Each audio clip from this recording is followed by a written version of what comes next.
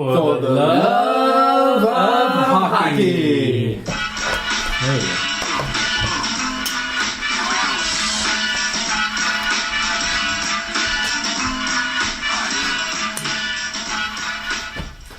go. Welcome to the Love of Hockey podcast. My name's Charlie. Over here we got Nate. Ice, baby. On my right is Amy P. Hello. And it's a beautiful day outside. Snowflakes falling, temperature well below freezing, and it's April. Woo. But we're going to talk a bit about the playoff race. It's in the final stages. Really heated this year. MVP competition also super heated. Double IHF men's, double IHF women's championships that just finished. New Women's Hockey League, the World Cup, and more. So let's get things started. Playoff race in the East. Boston, Ottawa, and Detroit. They're all close. Boston and Detroit have 95 points. Ottawa 93 points. What do you guys think? Does Ottawa have a chance to come back and get in? Sure they do. Just keep. They get as hot as they were 2 weeks ago. I think they can definitely make it. The Hamburglar, hard at work. He's back on track. He's lost a couple, but now he's going again for a long streak of winning. It looks like it. Yeah, it makes no sense. You know, he was one of the worst goalies in the AHL before he was called up. He was called up because Leonard got hurt, Anderson hurt, and then their fourth-rate goalie comes up and is pretty amazing. But gets himself a contract for 2015. Yeah, big time. He's a free agent, I think. Possibly not with he probably won't sign with the Sens, but he'll get a They've got to. Well, they're kind of full right now. I mean, what are they going to do? Boot Leonard or they're going to get rid of Really? Leonard's gone for sure. I don't see it. I wouldn't do it. But anyways, why not? I don't know. I like he's having a good run, but throw Leonard out for this guy. I don't know. I wouldn't go there because I think Leonard, this guy, he's got to pay off here. I mean, they've been standing by him. So you think Leonard's going to be another Bishop? No, I think they got rid of Bishop because they thought Leonard was going to be the next, generation. You know what I mean? So I don't think they're going to give up on him just because kind of like Halak and Price. Like I think maybe Leonard might, I think that's the Sens price. Wow. Yeah, I've never thought Leonard was. He's Sorry, big. His positioning's really good, but he's not fast. He doesn't react. I think it's mental. The guy's he's weak. Well, it's only an NHL goaltender. It's not a mental game is all that important. What? Yeah. Okay. Yeah. So anyways. I don't think Ottawa's going to get in. And the reason is the new system of getting into the playoffs. Ottawa's got 93 points. Boston and Detroit have 95 points. They've all played the same number of games. There's 3 games to go. So if Ottawa ends up tied to any of the other teams, they do not get in. Because they haven't won as many regulation or overtime wins. They've won a whole pile of shootout games, but they haven't won enough regulation and overtime. So the tiebreaker will not go to Ottawa if they tie any of those other teams. I don't think they can do it. That's a brand new rule from 2014, 2015 season. What?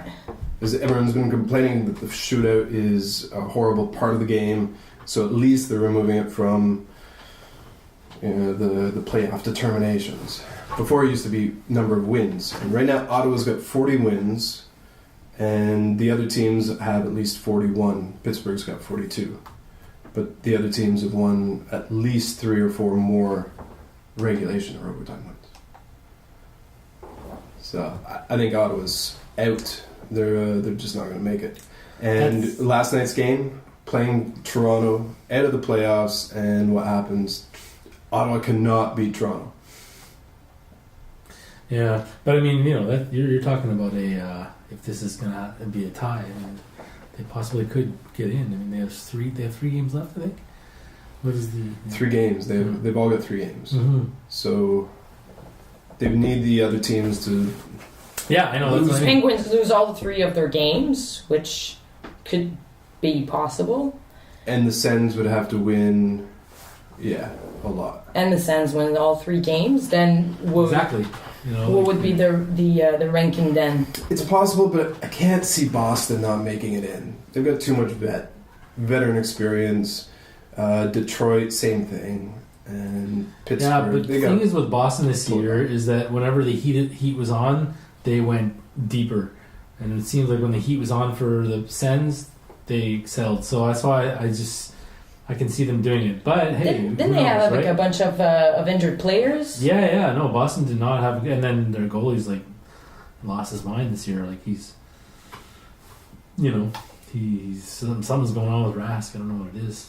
It's mental again, But could be Chara not playing a whole pile of games, and even when he's played, he's looked his age finally. Yeah. So over in the West, also super tight race.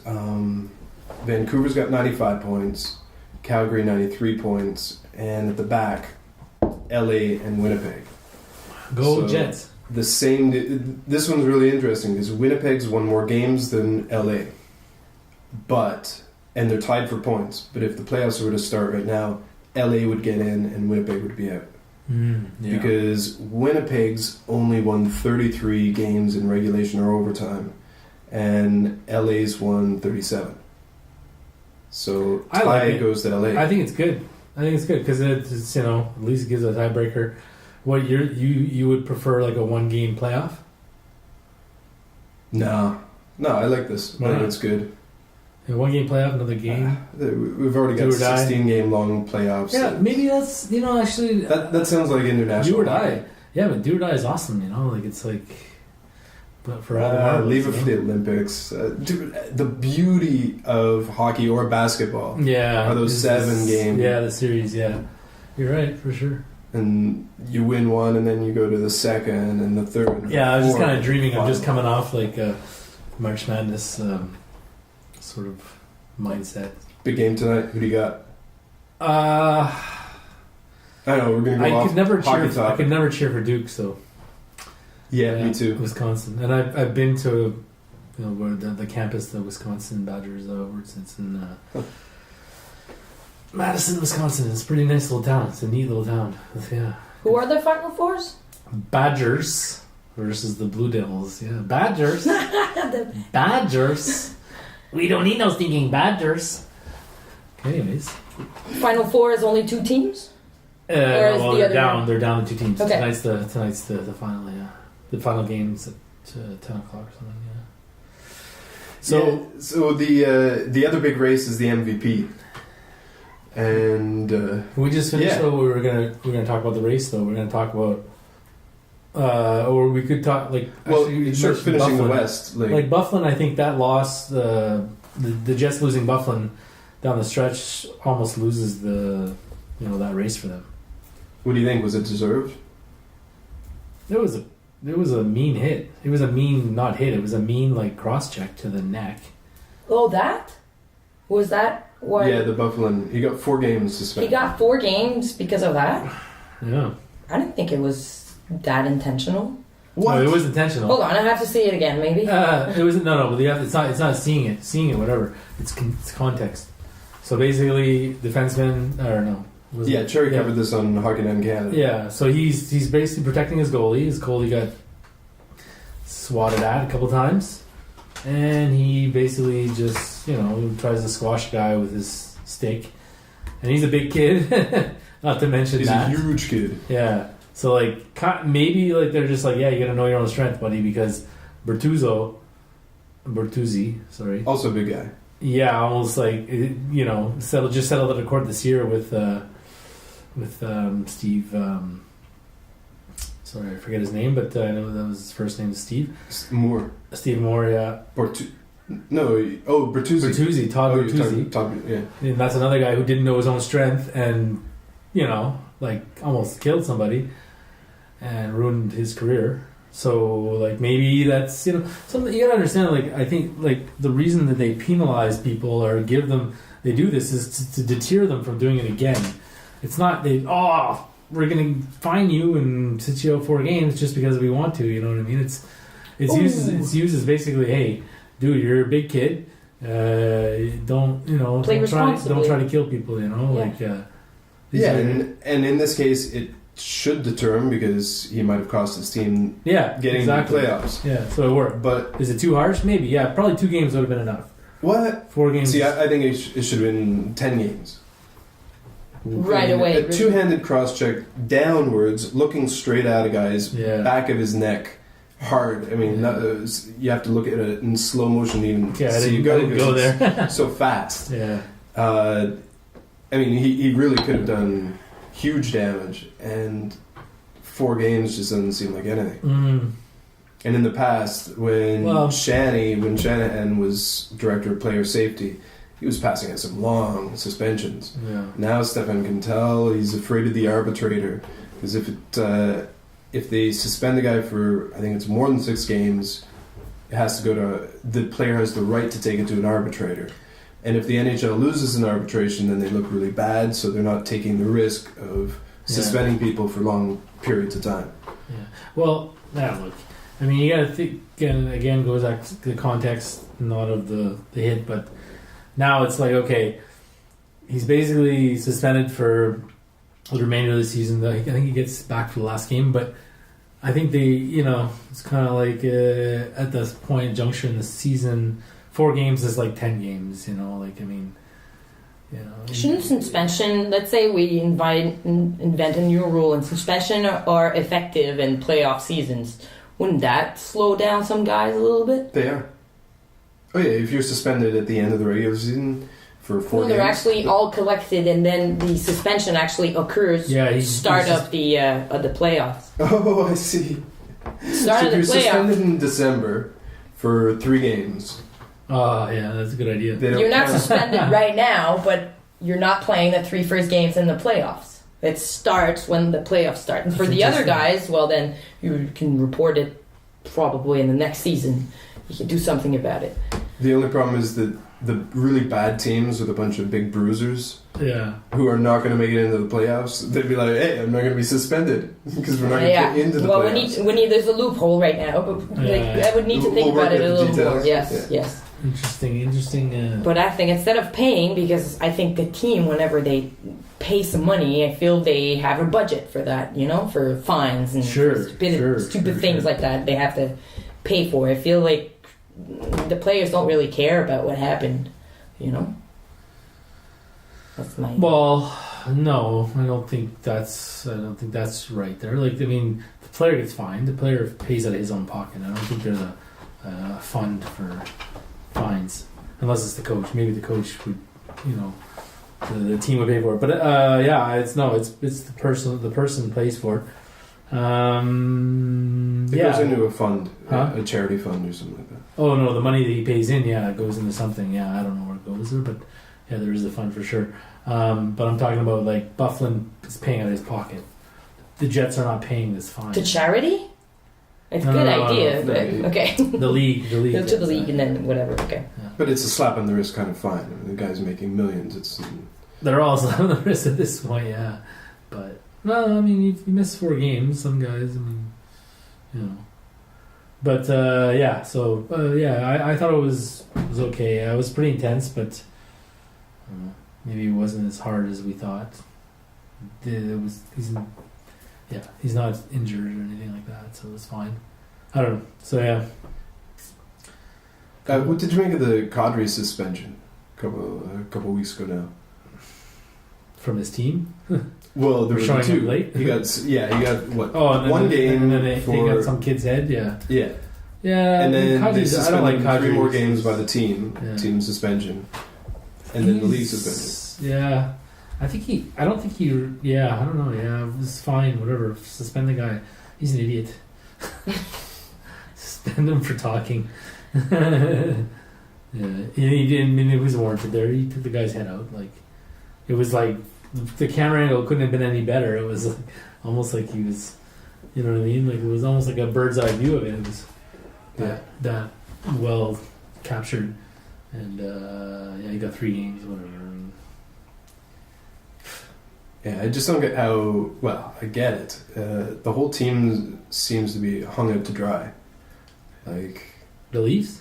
Yeah, all the players are hung out to dry. They're not a great team. They have these huge expectations all year long, and when things aren't going right, the GM's not supporting the players. The Kessel and all the various events through the year. They're a better team on paper than the Montreal Canadiens. But they're not a better team. No, but you said that Toronto is not even a really good team, and they're underachieved, or they're, I don't know, whatever. They're not doing well, and they thought they will. I don't know. You said something along the lines, but I don't agree with that. I think that they're a really good team on paper. Yeah, they're not doing it on the ice, but friggin' Van Riemsdyk, Kessel, Jonathan Bernier is good. I mean, the other goalie is all right. I mean, both of those goalies are all right. And then there's more players. I mean, geez, I haven't really named, but they're a pretty decent team on paper. They're terrible defensively. On ice, they're terrible. But even Phaneuf, I mean, he's a marquee player. I guess I would take him, but. So anyways, but you turn the tables and go to Montreal. Oh, you got Pacioretty. Like it's all about price. You know, it's like Pacioretty, price. What else? Yeah. See, come on. I hit the throw on that one. I think you're right.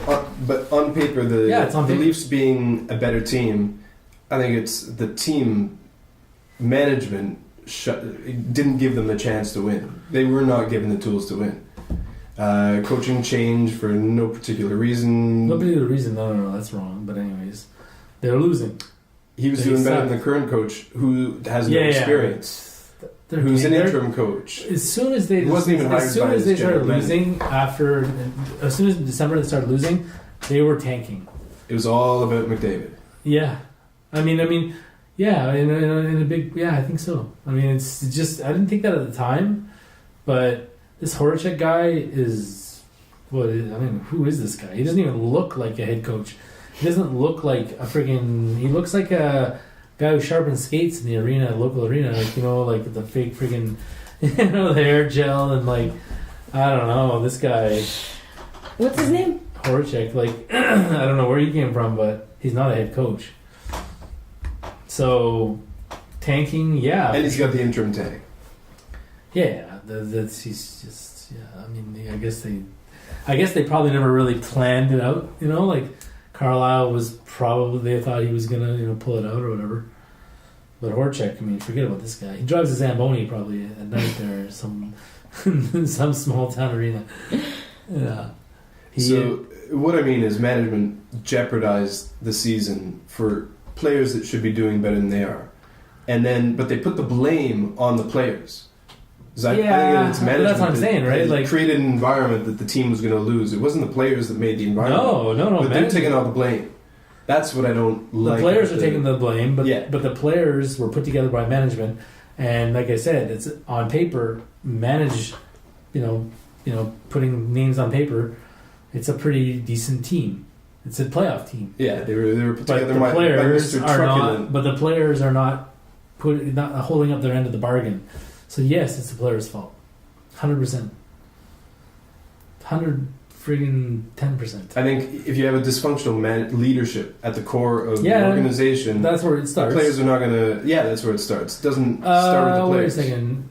Yeah, I guess that's where it starts. But I feel in this case, it's hey, it started with Tim Leiweke calling out, the attitudes in the locker room this past summer after he retired after he stepped down from MLS as the president of MLS, whatever it is, and I think it started there, and it's just snowballed, and didn't even matter that Shanahan came in, just snowball to what we see now, and whether I don't think it started because of McDavid, but I think once they started sucking so bad that McDavid started coming into the conversation, that's when I felt like. But the more they allowed the team to tank or organize it, trading away all their players, the more they blamed the players for not doing better. I stopped even paying attention friggin' January. So did you? It's really hard to not pay attention to the Leafs. Yeah, in Canada because I've been doing my best to stop paying attention. It just honestly just see the difference between you and me is you have cable. Mm-hmm. We like to watch TV over the airwaves, the old-fashioned way, digital TV. Sure. And CBC is for free. You can watch CBC. Yeah, but you can here in Montreal. In Montreal on CBC, they show the Toronto game. Yeah. In Montreal on CBC. In Montreal on CBC, they show the Toronto game, even if a Montreal because game Montreal games have been shown on City TV. Yeah. But you have to have a cable package to get City TV. Sure. So what basically is just catering to make sure that the Toronto market gets their Toronto Maple Leafs. But why they couldn't? What the original plan was, there were press releases saying that. Yes, CBC would be regional broadcast. Montreal CBC, like forever, would get Montreal Canadiens games. And then they switched it because this is what they said. They said people would be confused to know what channel to choose. And they want to know that CBC is where Toronto games are and know that City TV is where you can find your Montreal Canadiens games. So because they felt that the population would be confused. Everyone here in Montreal, we haven't been able to watch Montreal Canadiens games. And there's a lot of irregular viewers. People don't have TV subscriptions all the time. And we used to watch games. You can't watch games anymore. Except on the internet. Through various sites. But we won't go into that. I feel for you. And if the NHL was a not-for-profit organization, then you might have a... Yeah, but why did Toronto games get shown? Because that's what they're trying to sell you. In Montreal. Because that's what they're trying to sell you. They're not going to sell Toronto games in Montreal. It's not possible. Hey, I'm not saying that they're targeting Montrealers. Aren't the Maple cutting Leafs? Their costs. The Maple Leafs are owned by Rogers, no? No, that's the Blue Jays. No, you're right. The Maple Leafs are owned by Rogers, and I think like 20% share is split between Rogers and Bell. And I wouldn't be surprised if that influenced what's on TV. No, you're right. Yeah, Maple Leafs. I wouldn't be surprised because this weekend wasn't there a really important game against? It was Ottawa against. Anyway, Ottawa is pretty tight for a playoff spot. So as a broadcaster for the CBC, I would have chosen the game that's the most exciting, and I would have broadcasted Ottawa, and they didn't. Yeah. So you're saying that there's a conflict of interest because they have a stake in the Toronto Maple Leafs. They got the Toronto Maple Leafs to be on the main broadcast, which brings in the most money, and with the less effort. And anyways, Rogers isn't in Quebec. They don't really sell much in Quebec, so they don't care about the Quebec market. Sorry, but having grown up in New Brunswick, all we got was the shitty Leafs. So whatever you guys are talking about, this has been going on didn't just start this year. This has been going on for years. So Crimea River there, but it's sorry. But, I think before that, now it might be the reason. I think before that was that the Habs were only broadcasted in well, tell me if I'm wrong. I've always lived here, but in French in Montreal, and I thought the rest of Canada was getting the Maple Leafs. Everywhere else, mostly pretty true. much, yeah. Mostly true, yeah. Mostly true. So, but I think now there might be something else going on with whatever broadcasting contracts they have, with whoever owns. They're cutting. Well, Rogers owns everything, and they own the Maple Leafs, and exactly, and they're cutting, and the CBC part of the Maple Leafs, a small part. Well, it reminds me of a little while ago, the Phil Kessel. When Phil Kessel was having his issues with the media a couple months ago, and TSN ran by mistake, they say, they posted a Twitter comment which was quite degrading of like people sleeping with each other, players with each other's wives, and it was pretty bad. And what ended up was Phil Kessel had to speak up, or I think it was Phaneuf as well, spoke up. And their personal agents and so on spoke up. Team didn't say anything. Now, Maple Leafs MLSE is owned partly by Rogers, but also by Bell. Bell owns TSN.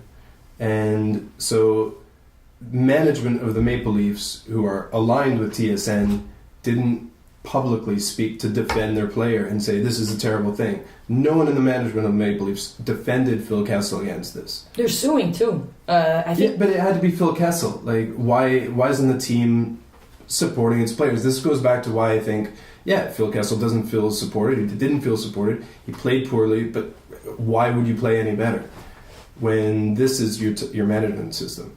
And it's all about McDavid, but look at Rick Nash in Columbus. That's what I predict for Toronto.